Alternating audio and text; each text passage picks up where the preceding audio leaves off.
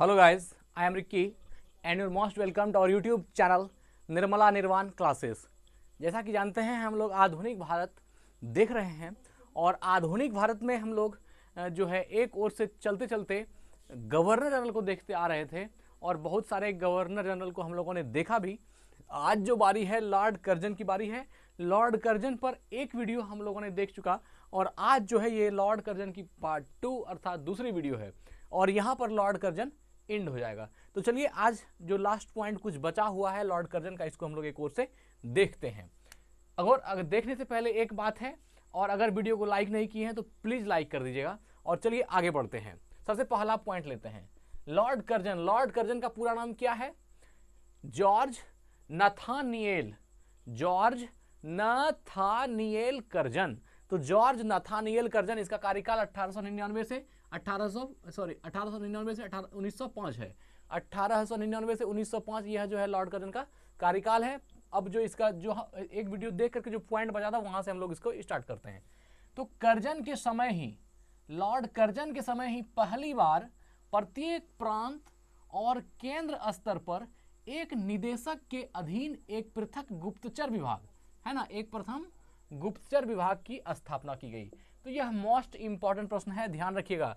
Curzon के समय ही पहली बार, लॉर्ड कर्जन के टाइम में ही ये पहली बार हुआ कि प्रत्येक प्रांत और केंद्र स्तर पर एक निदेशक के अधीन, प्रत्येक प्रांत और केंद्र स्तर पर, है ना, एक निदेशक के अधीन एक पृथक गुप्तचर विभाग की स्थापना की गई। एक अलग गुप्तचर विभाग की स्थापना की गई और यह किया गया लॉर्ड कर्जन के समय में।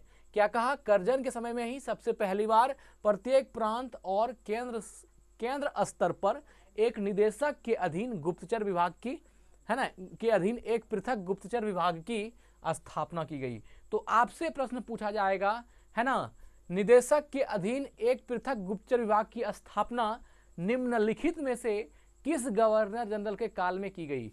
आंसर मारना है लॉर्ड कर्जन के काल में। किसके काल में? लॉर्ड कर्जन के काल में। कहेगा कि प्रत्येक प्रांत और केंद्र स्तर पर एक निदेशक के अधीन एक पृथक गुप्तचर विभाग की स्थापना किस गवर्नर जनरल के काल में किया गया? तो यह हो गया लॉर्ड कर्जन के काल में। आगे पॉइंट बढ़ते हैं, बहुत ही महत्वपूर्ण पॉइंट था। लॉर्ड कर्जन के समय में किचनर परीक्षा, है ना, किचनर परीक्षा को सैनिक प्रशिक्षण में शामिल करके सेना की युद्ध क्षमता को बढ़ाया गया। अब देखिए लॉर्ड कर्जन के समय की बात है, कह रहा है लॉर्ड कर्जन के समय में किचनर परीक्षा को सैनिक प्रशिक्षण में शामिल करके सेना की युद्ध क्षमता को बढ़ाया गया। अब यहाँ पर एक प्रश्न उठता है कि ये किचनर परीक्षा क्या होता है ना, ये किचनर परीक्षा किसको बोलते हैं? जो एक सैन्य प्रशिक्षण है, इस सैन्य प्रशिक्षण का नाम रखा गया है किचनर परीक्षा। यह क्या है? देखिए, एक अंग्रेज में जो है एक बहुत ही अच्छे सेना नायक हुए, जनरल लॉर्ड किचनर। 1902 के अंत में इनको सेना नायक बनाया गया और लॉर्ड किचनर की जो परीक्षा थी वह चूंकि अच्छे सेना नायक थे, इसलिए वो अपने सेना के लिए जो है तरह तरह के चीज़ें, जो एग्जामिनेशन या और भी चीज़ें जो उसके समझिए उसके ट्रेनिंग से संबंधित होती थी, तो वह वो डिसाइड करते थे। तो उसी में जो है लॉर्ड कर्जन के समय में ही किचनर परीक्षा को सैनिक प्रशिक्षण में, किचनर परीक्षा इसलिए कहा गया क्योंकि ये सेना नायक किचनर द्वारा ये किया गया, तो किचनर परीक्षा को सैनिक प्रशिक्षण में शामिल करके सेना की युद्ध क्षमता को बढ़ाया गया। तो अब आपको बात समझ में आ गई होगी किचनर परीक्षा क्या है। किचनर मूल रूप से एक गवर्नर था और वह एक अच्छा सेना नायक था। कौन? किचनर। और उसी के द्वारा जो है सेना में जो भर्ती लेने के लिए प्रशिक्षुगण को जो परीक्षा पास करनी होती थी या उस परीक्षा का जो आरंभ किया वह किचनर ने किया, इसलिए उसको किचनर परीक्षा के नाम से भी हम लोग जानते हैं। तो अब यहाँ पर बात क्लियर हो गई कि लॉर्ड कर्जन के समय में किचनर परीक्षा को सैनिक प्रशिक्षण में शामिल करके सेना की युद्ध क्षमता को बढ़ाया गया। आपसे पूछा जाएगा किचनर परीक्षा निम्नलिखित में से किस गवर्नर जनरल के काल में सैन्य प्रशिक्षण हेतु लिया गया? तो यह है लॉर्ड कर्जन के काल में। किचनर परीक्षा को सैनिक प्रशिक्षण में शामिल करके सेना की युद्ध क्षमता को बढ़ाया जाने के लिए किस गवर्नर जनरल के काल में जो है यह किचनर परीक्षा लागू किया गया? तो यह है लॉर्ड कर्जन के काल में। आगे बढ़ते हैं। इसी के कार्यकाल में, अर्थात लॉर्ड कर्जन के कार्यकाल के दौरान कलकत्ता में विक्टोरिया मेमोरियल, है ना, कलकत्ता में विक्टोरिया मेमोरियल हॉल का निर्माण हुआ। किसका निर्माण हुआ? विक्टोरिया मेमोरियल हॉल का निर्माण। बहुत ही महत्वपूर्ण प्रश्न है, क्या विक्टोरिया मेमोरियल हॉल का निर्माण किस गवर्नर जनरल के काल में हुआ? तो लॉर्ड कर्जन के काल में। विक्टोरिया मेमोरियल हॉल का निर्माण, है ना, विक्टोरिया मेमोरियल हॉल का निर्माण किस गवर्नर जनरल के काल में हुआ? तो लॉर्ड कर्जन के काल में विक्टोरिया मेमोरियल नामक हॉल का निर्माण हुआ। आप जानते हैं कि विक्टोरिया मेमोरियल जो है, यह महारानी, जो इंग्लैंड की महारानी थी विक्टोरिया, है ना, उसके स्मारक के रूप में इसको विक्टोरिया मेमोरियल को कोलकाता में बनाया गया है। और यह जो है लॉर्ड कर्जन के कार्यकाल में बनाया गया। यह कोलकाता में स्थित एक ब्रिटिश कालीन जो है स्मारक है ना, एक ब्रिटिश कालीन स्मारक है, जिसको हम लोग क्या कहते हैं? Victoria memorial. 1906 से 1921 के बीच जो है यह निर्मित किया गया है। 1906 से 1921, 1906 to 1921, इसके बीच में जो है इसका निर्माण किया गया है। विक्टोरिया मेमोरियल का निर्माण किया गया है।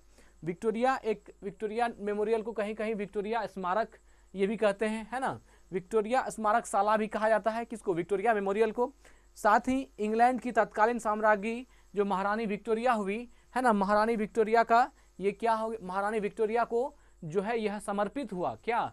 विक्टोरिया मेमोरियल, और उनके स्मारक में जो है विक्टोरिया मेमोरियल को बनाया गया लॉर्ड कर्जन के काल में।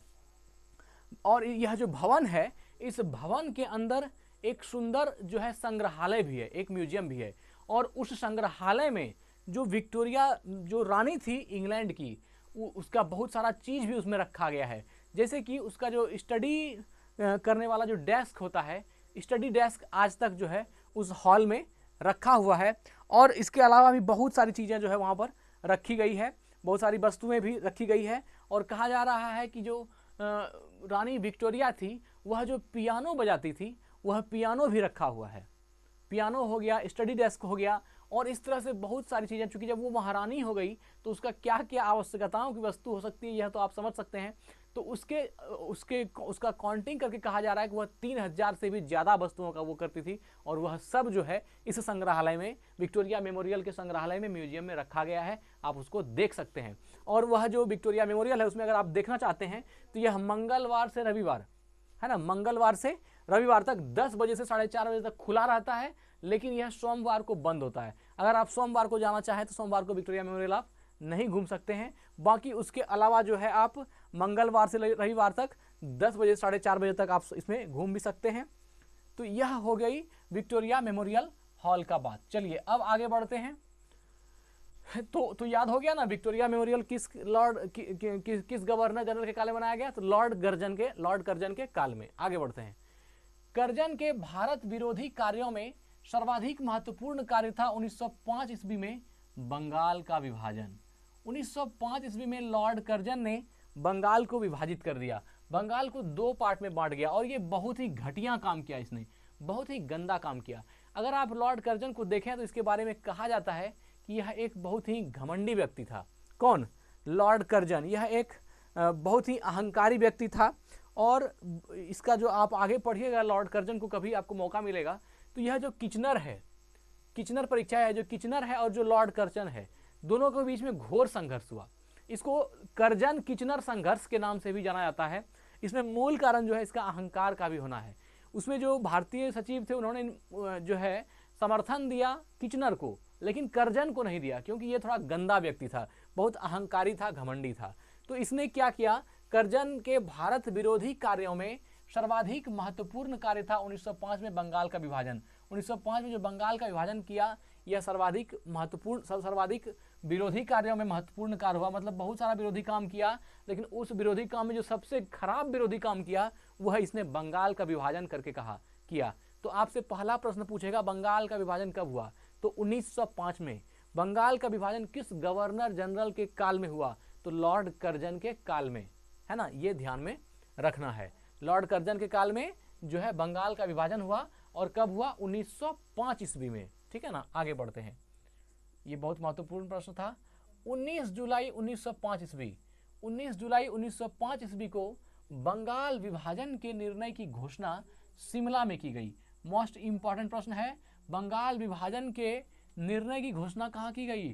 शिमला में, जो हिमाचल प्रदेश की राजधानी है। बंगाल विभाजन के निर्णय की घोषणा, बंगाल विभाजन के निर्णय की घोषणा डैश में की गई? शिमला में की गई। कब की गई? 1905 में की गई। किसके समय में? लॉर्ड कर्जन के काल में की गई। और इसका प्रारूप प्रकाशित किया गया है ना, शिमला में जो है इसकी घोषणा हुई, ठीक है ना, विभाजन की। 19 जुलाई 1905 ईस्वी को बंगाल विभाजन के निर्णय की घोषणा शिमला में की गई और इसका प्रारूप प्रकाशित किया गया। आगे बढ़ते हैं। सितंबर 1905 में उसे सम्राट ने भी स्वीकृति दे दी। मतलब अब जो यह बंगाल का विभाजन हो गया 1905 में, तो इसको जो सम्राट था उन्होंने भी स्वीकृति दे दी कि अब जो है बंगाल विभाजित हो गया, 2 पार्ट में बंगाल बट गया। अब देखिए कौन कौन सा पार्ट हुआ। 16 अक्टूबर 1905 है ना, 16 अक्टूबर है ना 1905 को इस बंगाल विभाजन की योजना को लागू किया गया। बंगाल विभाजन की योजना को कब लागू किया गया? 16 अक्टूबर 1905 को। बंगाल विभाजन की योजना को कब लागू किया गया? 16 अक्टूबर 1905 को। बंगाल विभाजन की योजना को कब लागू किया गया? 16 अक्टूबर 1905 को। इस बंगाल विभाजन की योजना को लागू किया गया। बंगाल के 2 प्रांतों में बांट दिया गया। बंगाल को क्या किया? 2 प्रांत में बांट दिया। ये बांटने का काम किसने किया? लॉर्ड कर्जन ने।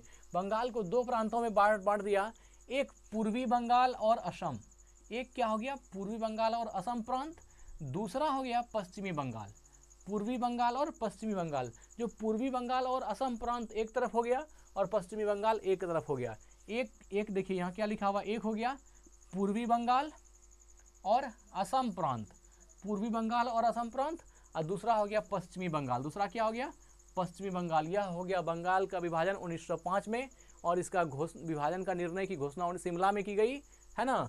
16 अक्टूबर 1905 को बंगाल विभाजन की योजना लागू हो गई और बंगाल को 2 प्रांत में बांट दिया, पूर्वी बंगाल और असम, और दूसरा हो गया पश्चिमी बंगाल।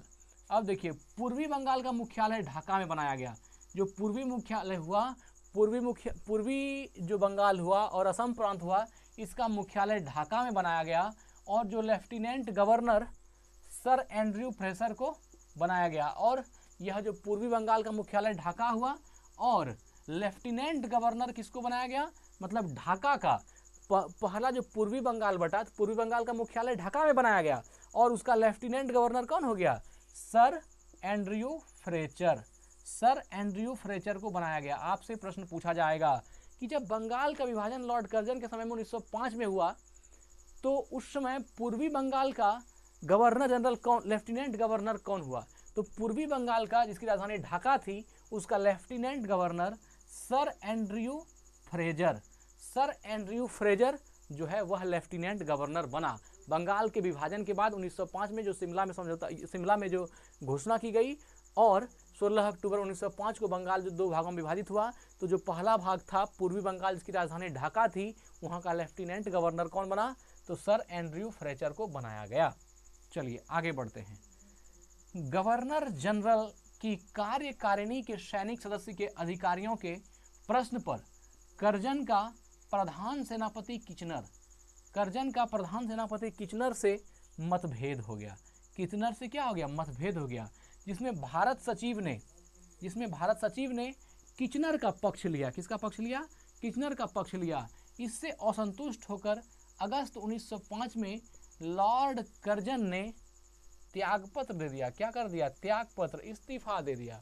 देखिए यह किचनर भी जो है यह कर्जन से कोई कम नहीं था, और सेना नायक होने के साथ साथ एक बहुत ही बुझिए कि एक योद्धा व्यक्ति था।